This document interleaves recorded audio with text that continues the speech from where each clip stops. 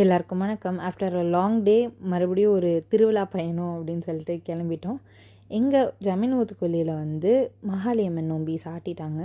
So அதுக்கு வந்து முந்த நாள் வந்து அக்னி சட்டி எடுப்பாங்க, அடுத்த நாள் வந்து குண்டு இறங்குவாங்க. ஸோ அதனால் அதுக்காக போயிட்டு வேடிக்கைலாம் பார்த்துட்டு நானும் என் தங்கச்சி போய் நல்லா ஸ்நாக்ஸ்லாம் திருவிழா வாங்கி சாப்பிட்டு வீட்டுக்கு வந்தோடனே இட்லியும் தக்காளி குழம்பு செஞ்சாங்க. சாப்பிட்டு முடிச்சுட்டு அப்புறம் வந்து அந்த ட்ரம் சத்தம் கேட்க ஆரம்பிச்சோன்னே போய் வெளியே பார்த்தா ராஜாவை வந்து போய் கூட்டிகிட்டு வருவாங்க. அரண்மனையில் அவங்க வாரிசு யாராவது ஒருத்தவங்க கூட்டிகிட்டு இருந்தால் அவங்க தான் வந்து அதை ஸ்டார்ட் பண்ணி வைப்பாங்க. ஸோ அதுக்காக போயிட்டு அப்புறம் ஒரு 11 மணியில் வந்து எல்லாமே அந்த அக்னி வந்து நல்லா எரிய ஆரம்பிச்சு. ஸோ அதை பார்த்துட்டு அப்படியே சாமி கும்பிட்டு வந்துடலான்னு போனோம். நானும் கொஞ்சம் கரும்பு எடுத்து போட்டேன், அப்பாவும் போட்டோம். அப்படியே போயிட்டு சாமி நல்லா கூட்டமாக தான் இருந்தது. போய் சாமி கும்பிட்டு நாங்கள் ரிட்டன் பேக் வீட்டுக்கு கிளம்பிட்டோம். ஆனால் நல்லா இருந்துச்சு அதெல்லாம் பார்க்க. ஆனால் 2 ஊர் நோம்பி ஒரே டைமில் வந்தது தான்.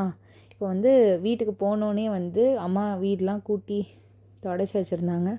அதுக்கான திங்ஸ்லாம் எடுத்துகிட்டு காலையில் ஒரு 3-3:30க்கெலாம் எஞ்சிட்டு சாமிக்கு வந்து தீர்த்தமும் மாவிளக்கு ஒரே நாளில் எடுக்கிற மாதிரி இருந்தது. ஸோ அதை எடுத்துகிட்டு நாங்கள் அப்படியே கிளம்பிட்டோம். கோயில் கூட்டமாக தான் இருந்தது, ஆனால் நாங்கள் கொஞ்சம் சீக்கிரமே சாமி கும்பிட்டு வந்துட்டோம். அப்புறம் தேர்லாம் வந்து வெள்ளி தேர்லாம் ரெடியாக வச்சுருந்தாங்க. அதை வந்து ஈவினிங் மேலே அந்த தேர்லாம் ஸ்டார்ட் ஆயிரும். ஸோ நல்லா ஒரு 6:30 to 7 தான் டைமு. ஆனால் செம்ம ரஷ்ஷாக இருந்தது கோயிலில். வெளியே ஒரு பெரிய க்யூவே இருந்தது. பட் நாங்கள் சக்ஸஸ்ஃபுல்லாக சாமி கும்பிட்டு வந்துட்டோம். வந்தோடனே அந்த மாவிளக்கு எடுத்து சாப்பிட்டு உடனே வந்து நாங்கள் மகாளியம்மன் நோம்பி குண்டை இறங்குறத பார்க்குறக்கு கிளம்பிட்டோம். இந்த வீடியோவை வந்து நான் 2 பார்ட்டாக பிரிக்கிறேன். நெக்ஸ்ட் வீடியோவில் அந்த கதை எல்லாமே சொல்கிறேன். Bye bye.